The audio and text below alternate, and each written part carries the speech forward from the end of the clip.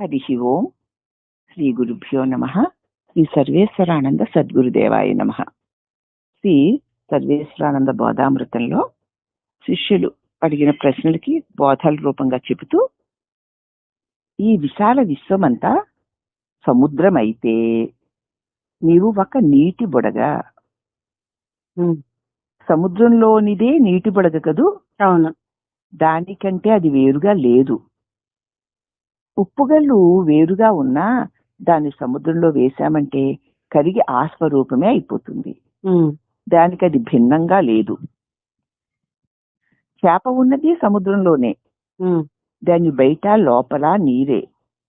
అలాగే అనంత చైతన్యము కూడాను నీ వెలుపల లోపల అంత అనంత చైతన్యమే. అనంత చైతన్యమును కంటే వేరుగా ఏదీ లేదు. నీటిలో బుడగలవలే, నీటిలో చేపలవలే ఈ జీవరాశి అంతా అనంత చైతన్యంలోనే కలిగి తొలుగుతున్నాయి. అనంత చైతన్యమును విడిచి వేరుగా ఏదీ లేదు. ఇంతగా పోషణ చేసుకుంటున్నావు చూడు. ఈ దేహము పంచభూతాల సముదాయమే. రూపనామాలతో భిన్నంగా కనిపించినా పంచభూతాల కంటే ఇది వేరుగా లేదు కదా. ఒకే పిండితో అనేక రకరకాల బొమ్మలు చేసినా బొమ్మలు రకరకాలుగా ఉన్న దానిలో పిండి ఒక్కటే అన్నట్లు ఈ దేహములన్నీ పంచభూత సముదాయములే.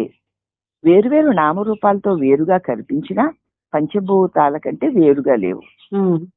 ఆకాశము నుంచే ఈ భూతాదులన్నీ ఉద్భవించాయి. ఆకాశాద్ వాయురుత్పన్నం వాయుస్తేజో తతః పయః అర్ధస్య పృథివీ జాత తతో వ్రీహి యవాదికం అని చెప్పుకున్నాం. ఆకాశం నుంచి వాయువు, వాయువులో నుంచి అగ్ని, అగ్నిలో నుంచి జలము, జలములో నుంచి పృథివీ, పృథివీలో నుంచి ధాన్యాదులు, దానిలో నుంచి జీవకోటి. ఇట్లాగా జరిగిందనమాట.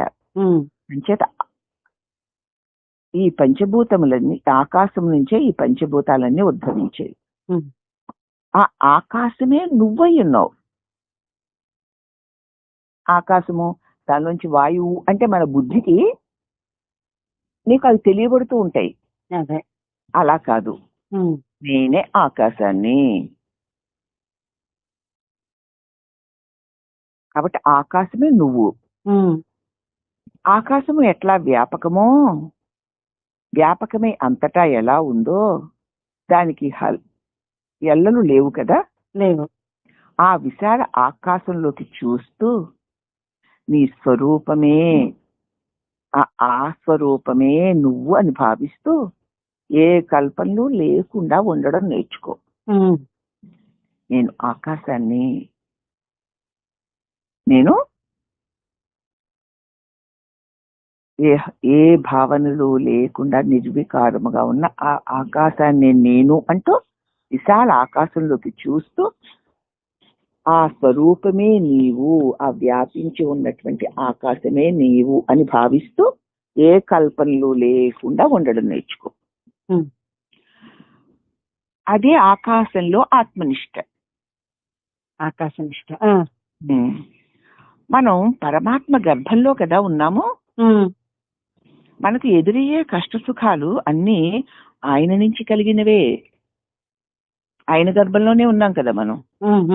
మనకి ఎన్ని కష్టాలు సుఖాలు ఎదురైనా అవన్నీ ఆ పరమాత్మ నుంచి కలిగినవే. అదే ఇది, ఇదే అది అన్న నిర్ణయ జ్ఞానంలో ఉండు. అంతా పరమాత్మే, అన్నీ పరమాత్మలోనివే. ఇది పరమాత్మే, అది పరమాత్మే, అంతా పరమాత్మే అన్న నిర్ణయ జ్ఞానంలో ఉండు. ఏది ప్రసాదించినా అన్నీ దాని నుంచి లభించినవే కదా అన్న నిశ్చయ జ్ఞానం కలిగి ఉండాలన్నమాట. అప్పుడే మనకి కలిగిన కష్ట సుఖాల పట్ల భ్రాంతి మనకి ఉండదు. అప్పుడే శాంతిగా ఉంటావు. ఏది కలిగినా పరమాత్మలోనే, ఏది వచ్చినా పరమాత్మ నుంచి, ఏది వెళ్ళినా పరమాత్మ నుంచి. అంతా పరమాత్మే, అంతా పరమాత్మలోనే ఉన్నదే పరమాత్మ. ఆ పరమాత్మ యందు ఉన్న నేను కూడా ఆ పరమాత్మే అన్న భావంతో సదా సదా ఉంటే ఏది లభించినా దాని యందు నీవు ప్రసాదించిన ప్రసాదముగా స్వీకరించినప్పుడు నీకు శాంతి కలుగుతుంది. నేనంటూ ప్రత్యేక వ్యక్తి ఉన్నాడనుకో, వాడికి ఇవ్వబడిన కష్ట సుఖాలన్నీ వాడిని బాధిస్తాయి. అదే కానీ ప్రత్యేక వ్యక్తి అన్నది ఏదీ లేదు. అనంత శక్తి అయిన పరమాత్ముడే అతడిలోనే నీటిలో బుడగలవలే ఇవన్నీ కలుగుతున్నాయి, తొలుగుతున్నాయి. ఈ అనేక బుడగల్లో ఈ దేహం ఒక బుడగ, అది కలిగి కాసేపు ఉండి మళ్ళీ తొలగిపోవలసిందే. ఆ క్షణకాలంలో కలిగే ఈ బుడగ వంటి దేహములకు కలిగే కష్టసుఖాది అనుభవాలు కూడా క్షణికాలే.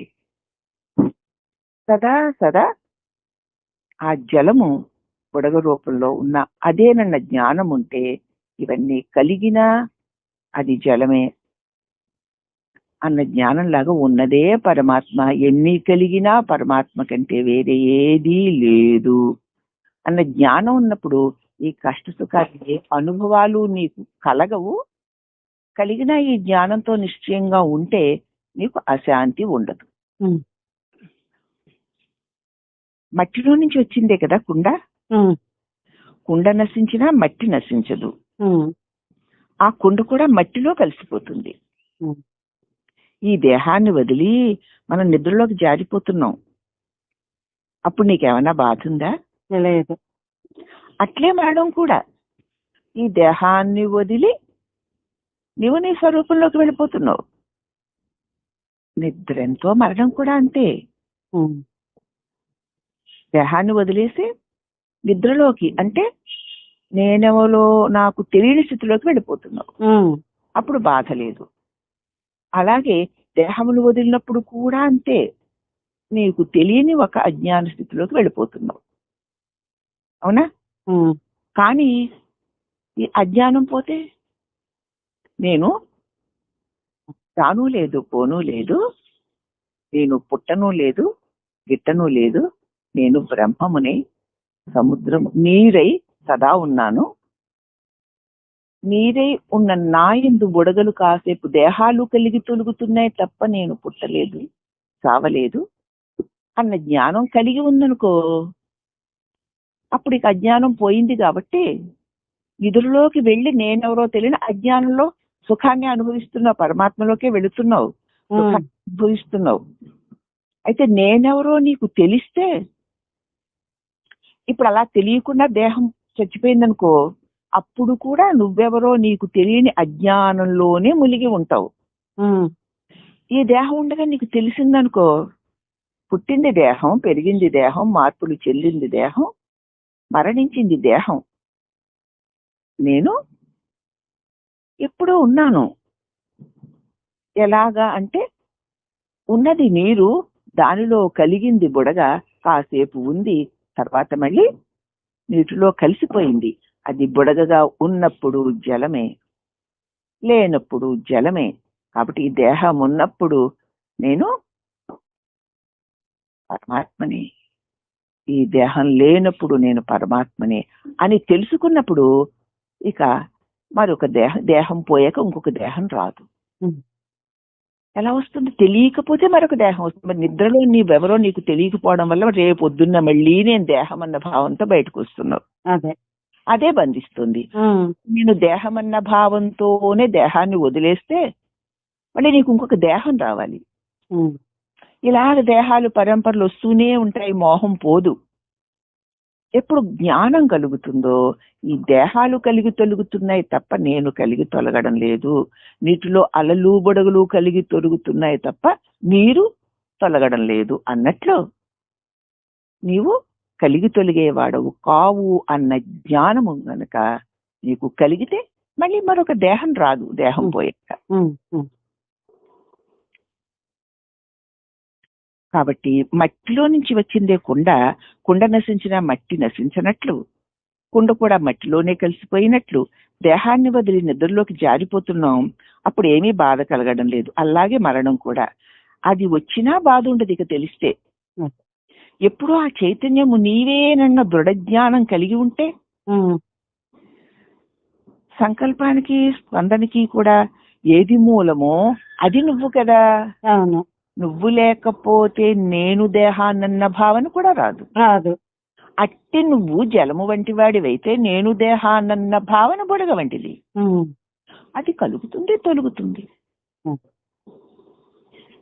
ఆ జ్ఞాన స్వరూపానివే నువ్వు అని ఈ సంకల్పాలకి స్పందనలకి మూలమేదో అది నీవే అని తెలుసుకో. సంకల్పం మనసు చేస్తుంది, స్పందనేమో ప్రాణవాయువుది, ఇదేమో క్రియ. ప్రాణం చేసేది క్రియ పని, మనస్సు చేసేది సంకల్పం. మనస్సు యొక్క సంకల్పానికి అనుగుణంగా ప్రాణశక్తి వల్ల దేహం పనులు చేస్తుంది. ఈ మనస్సు ప్రాణవాయువు జడాలే, ఏమి స్వయంగా చేయగలిగేవి కావు. వీటికి సత్తా స్ఫూర్తినిచ్చింది చైతన్యం. చైతన్యం అంటే ఎవరో కాదు, అది నువ్వే. నేను చైతన్యాన్నా, నేను రాతని కదా అని మనం ఒక రూపంగా దొడపడిపోయాం. కాబట్టి నువ్వు చైతన్యాన్ని అని చెప్తుంటే అవునా అంటున్నామే గాని చైతన్యమై ఉండలేకపోతున్నాం. కానీ పరిశీలించి విచారణ చేసి గురువాక్యాన్ని పట్టుకొని చూస్తే నేనంటే ఏమిటి? నేనంటే తలంపు. ఏమని ఉంది ఆ తలంపు? నేనండి. నేను అంటే శబ్దము. శబ్దం వల్ల తరంగాలు కలుగుతున్నాయి, అవునా? నేనన్న శబ్దము వల్ల కలిగే తరంగాలే ఈ మనోబుద్ధులు, దేహము, జగత్తును.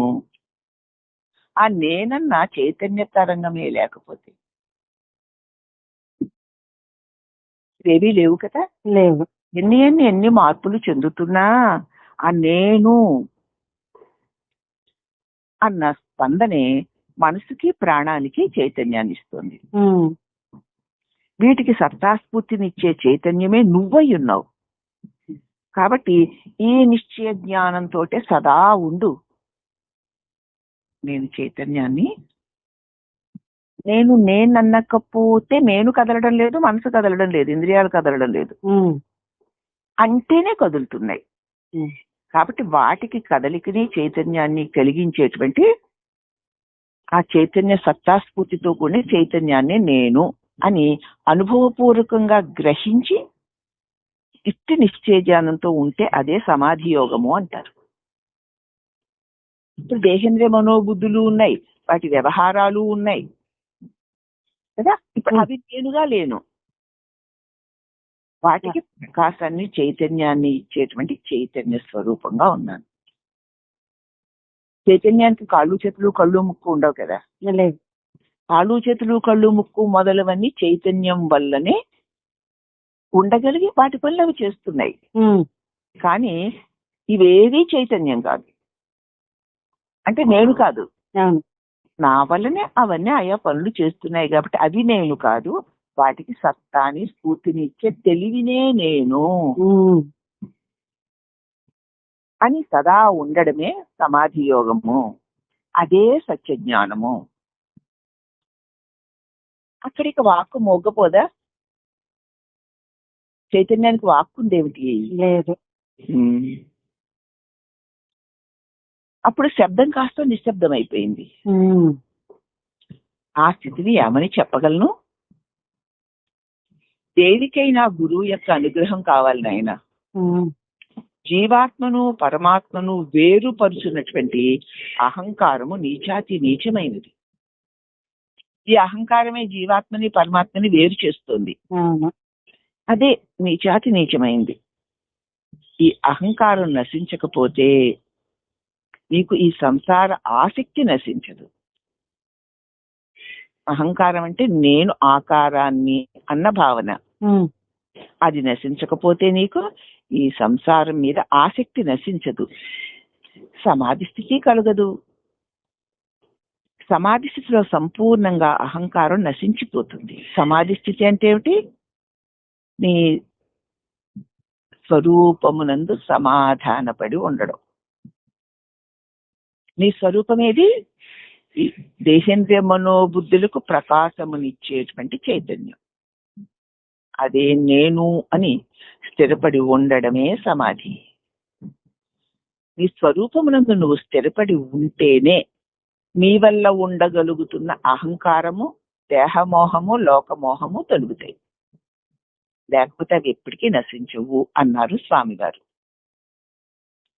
అప్పుడు శిష్యుడు, అయితే స్వామి నీ భక్తుడను నీ దాసుడును అనుకోవడంలో అహంకారం ఉంటుంది కదా స్వామి. నేను నీ భక్తుడిని స్వామి, నేను నీ దాసుని స్వామి అని అనుకోవడంలో కూడా ఈ అహంకారం ఉంటుంది కదా స్వామి అని సరోజ అడిగింది. అప్పుడు స్వామివారు, వాస్తవానికి జీవుడు పరబ్రహ్మ స్వరూపుడే కదా, నిజానికి పరబ్రహ్మ స్వరూపుడే. అహంకారం వల్ల తన నిజస్వరూపాన్ని కోల్పోతున్నాడు. ఈ అహంకారమే అన్ని అనర్థాలకి కారణమైపోయింది. నేను ఫలానా వాడిని, నేను ధనవంతుణ్ణి, నేను పండితుణ్ణి అని అనుకోవడంలో దోషం లేదు. మరి నేనుగా ఉండగా, నేను చైతన్యమై ఉండగా నేను ఫలానా వాడిని, నేను ధనవంతుణ్ణి, నేను పండితుణ్ణి అనుకోవడం దోషం కదూ? దోషమే మరి. కానీ నేను నీ భక్తుణ్ణి, నేను నీ దాసుణ్ణి అనుకోవడంలో పెద్ద దోషం ఏమీ లేదమ్మా.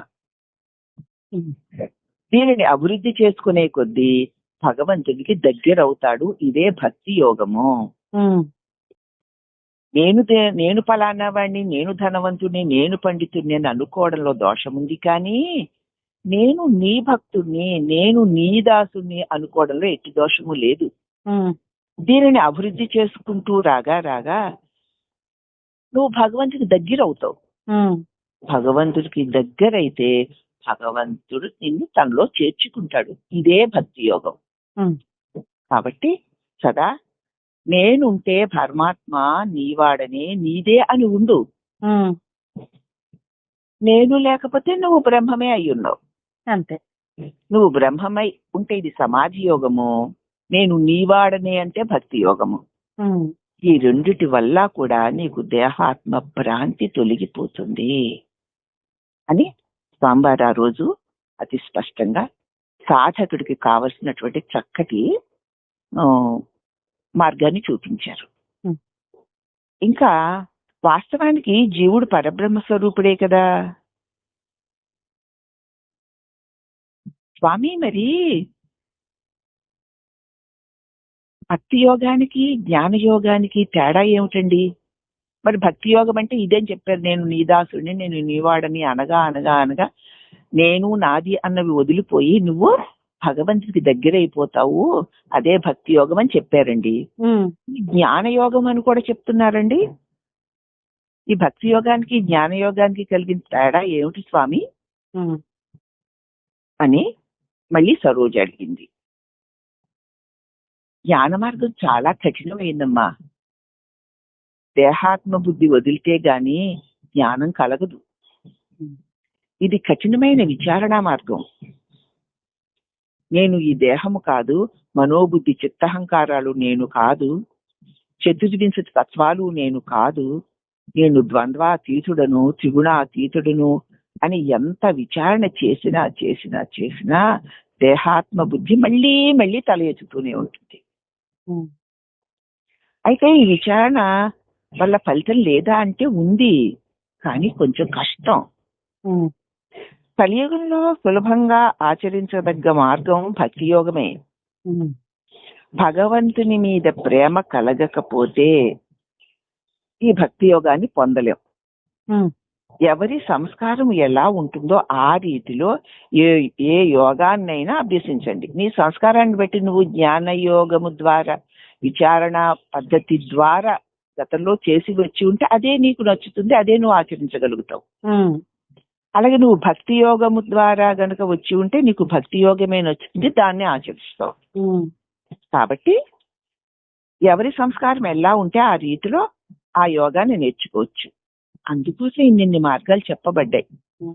అయితే ఇందుకు కావలసింది శ్రద్ధ. శ్రద్ధావాన్ లభతే జ్ఞానం. జ్ఞానాన్ని విడిచిపెట్టి భక్తే లేదు, భక్తిని వదిలిపెట్టి జ్ఞానము లేదు. కాబట్టి భక్తి జ్ఞానాలు రెండు ఒకే నాణ్యానికి ఉన్నటువంటి రెండు వైపులైన భాగాలు, బొమ్మ బొరుసు లాంటివి. కాబట్టి భక్తితో ఉంటే జ్ఞానం కలుగుతుంది. జ్ఞానముతో విచారణ చేస్తే అర్పణ భావముతో అహంకారం నశిస్తుంది. అర్పణ భావంతో అహంకారం నశిస్తే భక్తి అన్నారు. జ్ఞానముతో నేను బ్రహ్మముని అని తెలుసుకుంటే జ్ఞానయోగం అన్నారు. కాబట్టి భక్తి జ్ఞానము రెండూ సదా ఆచరించుకోండి. అంటే స్వామివారు ఆ వేళ మనకి సాధన కావలసినటువంటి ఉపకరణాలన్నింటినీ అందించారమ్మా. ఇక మళ్ళీ రేపు మిగతా విషయాల గురించి చెప్పుకుందాం. హరి ఓం నమః.